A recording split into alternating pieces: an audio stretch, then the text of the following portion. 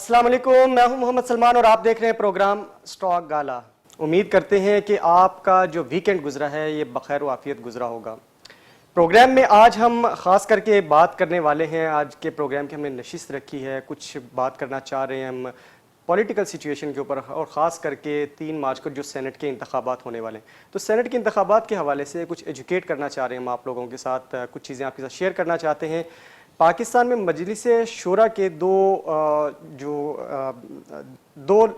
جگہ ہیں جہاں پر ہماری جو فیصلے لیے جاتے ہیں، ایک ایوان بالا ہے اور دوسرا ایوان زیری۔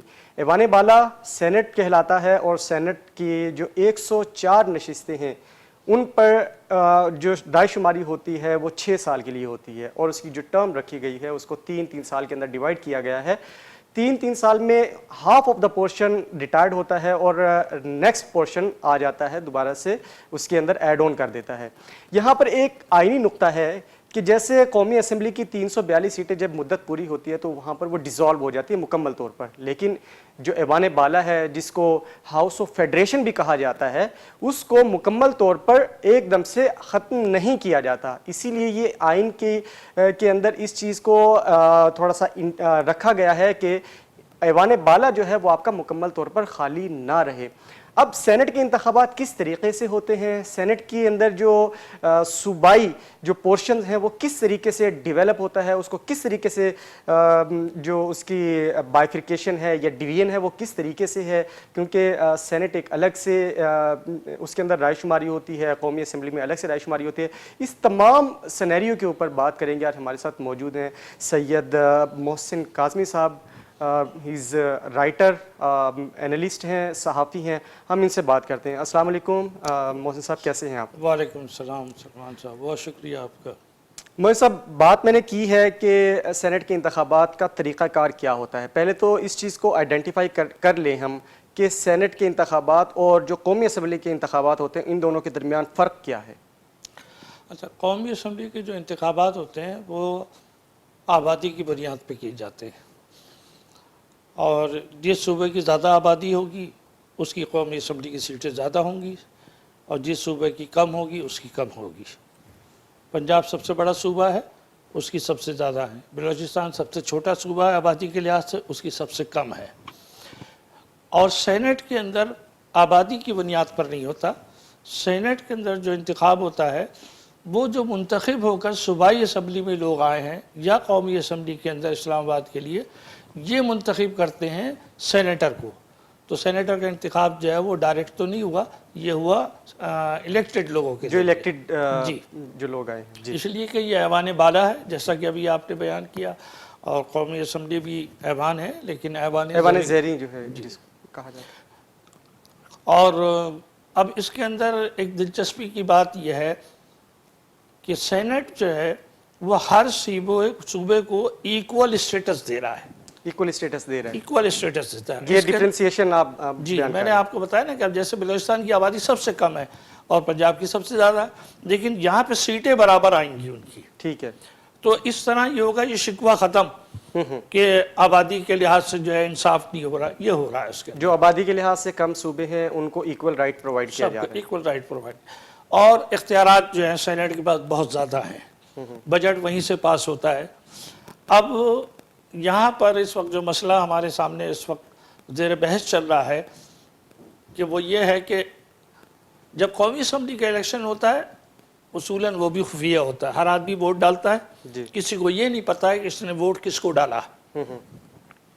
اسی طرح سینٹ کے اندر، لیکن سینٹ کے اندر انتخابات کا ایک فارمولہ بنا دیا ہے، اسے آپ کہتے ہیں پروپورشنل الیکشن سسٹم، یا آپ کہہ لیں متناسب نمائندگی۔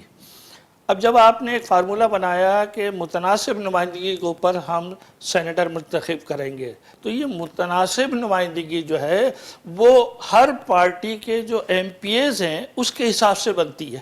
ٹھیک ہے، یہ ایسا فارمولہ ہے کہ بغیر الیکشن کیے آپ ابھی بیٹھ کے یہ نکال سکتے ہیں، کیلکولیٹ کر سکتے ہو کہ کس پارٹی کے کتنے سینیٹر ہونے چاہیے۔ ٹھیک ہے، یہ ہے اس کے اندر۔ اب اس میں 1973 میں یہ آئین بنا نا، اور اب تک چلتا آ رہا ہے، اور مسلسل آپ دیکھ رہے ہیں کہ ہر الیکشن میں ہارس ریڈنگ کی بات ہوتی ہے۔ خوب پیسہ خرچ ہوتا ہے، اس میں لگتا ہے. اس کی ایک وجہ ہے جس پر آج گفتگو ہو رہی ہے سپریم کورٹ میں، اور انشاءاللہ بہت اچھا نتیجہ آئے گا وہاں سے، کہ وہ یہ ہے کہ آپ ہارس ریڈنگ کو بند کرنا چاہتے ہیں اور متناسب نمائندگی کو قائم رکھنا چاہتے ہیں تو آپ کو شو آف ہینڈ پہ جانا پڑے گا. اچھا چلیے اس چیز کے اوپر تو ہم جاتے ہیں نا کہ شو آف ہینڈ یا اس کا جو طریقہ کار ہے اس کے اوپر ہم بعد میں جاتے ہیں. پہلے تو ہم تھوڑا سا اس چیز کو الیبریٹ کر لیں. جیسے ہم نے کہا کہ 104 سیٹیں ہیں سینٹ میں جس کے اوپر رائے شماری ہوتی ہے، جبکہ قومی اسمبلی کی 342 سیٹوں کے اوپر رائے شماری ہوتی ہے جس کو ہم جنرل الیکشن بولتے ہیں.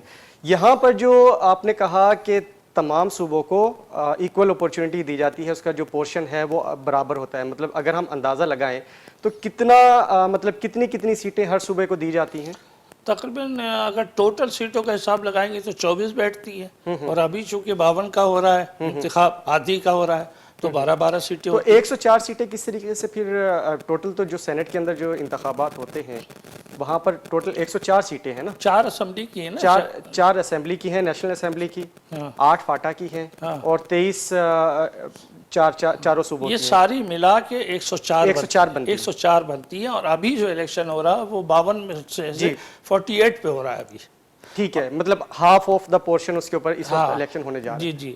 اور اس کے اندر آپ کو پتا ہے کہ ٹیکنوکریٹس کی بھی رکھی گئی ہیں، وومین کی ہیں، اقلیت کی ہے. اس میں کی کس طریقے سے بائیفرکیشن کس طریقے سے ہے اس کی؟ یہ پارٹی کو اختیار ہے. پارٹی کو اختیار. ابھی آپ دیکھیں نا 4 سیٹیں بلا مقابلہ ہو چکی ہیں، 2 پنجاب سے ہوئی ہیں، جی، اور کیا کہتے ہیں پی ٹی آئی نے 2 لیے اور 2 مسلم لیگ نے لیے. سعدیہ عباسی وہاں سے ہو گئی ہیں، اعظم تارڑ ہو گئے ہیں وہاں سے، ظفر اللہ صاحب ہو گئے ہیں. اس طرح یہ 4 سیٹیں جو ان کو مل چکی ہیں. اس پر اب نہیں ہوگا، ٹیکنوکریٹس کی سیٹیں کم ہوتی چلی جائیں گی. اب سب سے بڑا مسئلہ یہ کہ جو آپ اس وقت پہلی چیز تو ہمارے ذہن میں یہ رکھنا چاہیے کہ 1973 کا آئین بہت بہترین آئین ہے. بھٹو صاحب کا بہت بڑا کارنامہ ہے یہ، اور یہ واحد آئین ہے جو چلتا رہا، ورنہ اس سے پہلے آئین ٹوٹتے رہے. تو سن 73 کا جو آئین لیکن بنایا ہوا بہرحال انسان کا ہے، فرشتوں کا بنایا ہوا نہیں. امینڈمنٹس تو ہوتی چلی آ رہی ہیں. امینڈمنٹس نہیں، اس کی بنیادی چیز بھی ہو سکتا ہے غلط ہوں. جیسے اس وقت امینڈمنٹ کا مسئلہ نہیں آ رہا ہے، اس وقت بنیادی چیز یہ ہے آپ نے ایک ساتھ 2 چیزیں رکھ دی. آپ نے یہ بھی رکھ دیا، متناسب نمائندگی کا فارمولہ بھی رکھ دیا، اور آپ نے خفیہ بیلٹنگ کر دی. تو دونوں میں تضاد ہے. اگر آپ متناسب چاہتے ہیں تو پھر خفیہ بیلٹ کی ضرورت ہی نہیں ہے. اچھا یہاں پہ میں ایک بہت جنرل سا سوال کرنا چاہ رہا ہوں آپ سے، عوام بھی اس چیز کو جاننا چاہتی ہے. جب ایک فارمولا موجود ہے اور وہ بتاتا ہے کہ جس کی اکثریت زیادہ ہے اس حساب سے آپ اس کی صوبے کے اندر جس کی اکثریت زیادہ ہے، جس کی پارٹی کی اکثریت زیادہ ہے، وہ اس حساب سے اپنے آپ کو کیلکولیٹ کر کے ایوان کے اندر بیٹھ سکتا ہے.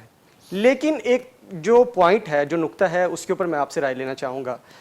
ایک حکومت ہے، لیٹ سپوز کہ اس وقت جو کرنٹ گورنمنٹ ہے اس کی معاشی پالیسیز مضبوط نہیں ہیں. اس کے ساتھ جو ایم پی ایز جڑے ہوئے ہیں، اگر وہ اس کی پالیسی سے متفق نہیں ہیں، کیونکہ انہوں نے جا کے کانسٹیٹوئنسی میں پالیٹکس کرنی ہے، ان کو جا کے وہ ایک کریٹیسزم برداشت کرنا ہے، اب وہ ان کے ساتھ نہیں ہاتھ جوڑنا چاہتے، نہیں ہاتھ ملانا چاہتے، تو ان کو کیا اس چیز کا اختیار نہیں ہے، ان کے پاس اس چیز کا نہیں ہے کہ وہ جا کے اپنا ووٹ کہیں اور کاسٹ کر سکیں؟ اچھا، اب بات چونکہ اس وقت سینٹ کی ہونا ہے نا، یہ قومی اسمبلی کا مسئلہ نہیں ہے. پہلی کیونکہ ایم پیز نہیں دینا ہے نا سینٹ میں، جو آپ بقول جو نظام ہے سینٹ میں جا کے ایم پیز نے ہی اپنا ووٹ کاسٹ کرنا ہے نا. لیکن دیکھیے ہمارے کیا ایک سسٹم اور بھی ہے کہ آپ پارٹی کے اصول کے خلاف نہیں جا سکتے. ٹھیک ہے، اگر آپ گئے تو پھر آپ کی سیٹ جائے گی.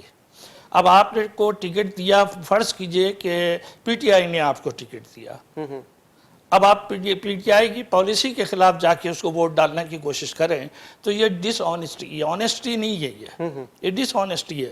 اس لیے تقاضا یہ کہ یا تو آپ پارٹی چھوڑ دیں والی، آپ اختلاف کریں، آپ کا حق پہنچتا ہے. آپ کہیے کہ ہم مطمئن نہیں ہیں، آپ نے مہنگائی کر دی، فلاں کر دیا، جو بھی آپ کے، آپ ریزائن کر دیں، ختم بات. لیکن یہ جو آپ نے طریقہ اپنایا ہوا ہے نا کہ آپ خفیہ طور پہ ووٹ اس کو ڈالیں گے اور اپنی پارٹی سے چھپائیں گے. ٹھیک ہے، تو اس وقت مجھے پوری قوی امید ہے، آپ دیکھیے گا انشاءاللہ سپریم کورٹ کا فیصلہ جو آئے گا وہ ایسا ہوگا کہ شاید ہارس ریڈنگ والے جو ہے کامیاب نہیں ہو سکیں گے اس دفعہ. ٹھیک ہے. یہ فرق آئے گا. ٹھیک ہے. اچھا ہم تھوڑا سا مزید آگے کی طرف چلتے ہیں, تھوڑا سا مزید ایجوکیٹ کرنے کی کوشش کرتے ہیں عوام کو اس حوالے سے. جیسے ابھی میں نے ایک نقطہ آپ کی طرف ریز کیا کہ ایک ایم پی ہے یا 10 ایم پیز ہیں وہ بلاک بنا لیتے ہیں, جیسے 10 ایم پیز نے مل کے ایک فارورڈ بلاک بنا لیا اور وہ تمام کے تمام ایک ہی کانسٹیٹوئنسی سے ہیں, مطلب ایک کانسٹیٹوئنسی سے مراد کہ ایک بیلٹ کی کانسٹیٹوئنسی جسے آپ کہتے ہیں, یا سینٹرل پنجاب سے یا چلے جاتے ہیں, تو وہ تمام کے تمام مل کے وہ اعلان کر دیتے ہیں. جیسے آپ نے ریزگنیشن کی بات کی, اب وہ ریزگنیشن کرتے ہیں لیٹس سپوز, تو اس سے کیا ہوگا کہ ان کی جو نمائندگی ہے قومی اسمبلی میں ختم ہو جائے گی. بالکل, قومی اسمبلی میں نمائندگی ختم ہو اگر یہ جائے گی. ریزائن کریں گے چاہے قومی اسمبلی ہو یا صوبائی نہیں, اسمبلی. ایک طرف لا تعلقی اور دوسری طرف میں نے بات کی فارورڈ بلاک بنا لینے کی. فارورڈ بلاک بنا لیتے ہیں تو اس سے پھر وہ کہتے ہیں کہ ہمارا اس پارٹی کے ساتھ تعلق نہیں ہے, اس کی پالیسیز کے ساتھ اختلاف کرتے ہیں. سلمان صاحب, سیاست کے اندر فارورڈ بلاک بنتے رہے ہیں اور بن سکتے ہیں, لیکن فارورڈ بلاک 2, 10, 5 آدمیوں پہ نہیں بنتا. میں نے تو ایک سمپل ایگزامپل کوٹ کی ہے. ایٹ لیسٹ 40% آدمی آپ نے جمع کر لیے تو آپ فارورڈ بلاک بنا سکتے ہیں. میں تو ایک ایگزامپل کوٹ کرنے کے لیے, انڈرسٹینڈ کرنے کے لیے چیز کو, اگر فارورڈ بلاک بن جاتا ہے اور وہ کہتے ہیں کہ ہمیں اس وقت جو کرنٹ گورنمنٹ ہے اس کی پالیسی سے اختلاف ہے, تو کیا پھر وہ اعلان لا تعلقی کریں گے تب جا کے وہ سینٹ میں دوسری پارٹی کو ووٹ کر سکتے ہیں, یا ان کو ریزائن کرنا پڑے گا, نئے انتخابات ہوں گے, کیا طریقہ کار ہے؟ نہیں, ان کو تو اگر انہوں نے اسی پوزیشن کے اندر جا کر کسی اور پارٹی کو ووٹ دیا تو میں نے کہا یہ ان کی ایمانداری نہیں کہلائے گی. ٹھیک ہے. اس لیے کہ جس عوام نے آپ کو ایم پی اے بنایا, ایم این اے بنایا, اس نے آپ کو پی ٹی آئی کے منشور پہ بنایا فرض کیجئے, یا پیپلز پارٹی کے منشور پہ بنایا, یا مسلم لیگ کے منشور پہ بنایا, ٹھیک ہے, تو آپ اس منشور کی نمائندگی کر رہے ہیں. لیکن اب جو پبلک سینٹیمنٹ ہے, پبلک کا جو پریشر ہے, وہ بھی تو انہی ایم پیز کو بیئر کرنا پڑ رہا ہے نا, تو وہ کیا کر سکتے ہیں؟ جو کام ہمارے کیا ہونا چاہیے سیاستدانوں کو, ایم پی ایز اور قومی اسمبلی کے ممبران کو کرنا چاہیے, پارلیمنٹ کے اندر نہیں کرتے. آ کے پارلیمنٹ میں آپ آئیے, کھڑے ہو جائیے, آپ اس پارٹی کے ممبر ہوں, کوئی بات نہیں, آپ اختلاف کیجئے, پارلیمنٹ آپ کو اجازت دے رہی ہے اختلاف کرنے کی. اچھا, میں یہ کہتا ہوں کہ آپ پاکستان کو آگے بڑھانا چاہتے ہیں, آپ جمہوریت کو قائم رکھنا چاہتے ہیں, آپ ترقی چاہتے ہیں, تو خالی تنقید نہ کریں, آپ اس کا آلٹرنیٹ بتائیں کہ بھئی اس وقت آپ نے یہ مہنگائی بڑھائی, اب اس مہنگائی کو کم کیسے کرنا ہے اور یہ کیوں بڑھی. اور ایک چیز جو میں دیکھ رہا ہوں کسی چینل پہ بھی ڈسکس نہیں ہو رہی ہے, یہ پاکستان کیا دنیا کی تاریخ میں پہلی دفعہ ہوا کہ اس حکومت کو کورونا بھی ملا. ٹھیک ہے, اور اس کورونا کے نقصانات پوری دنیا میں آپ کے سامنے موجود ہیں. دیکھا گیا اس چیز. اس مہنگائی میں سمجھتا ہوں کہ 50% اثر اس کورونا کا بھی ہے, اس پہ بے روزگاری بھی آئی ہے.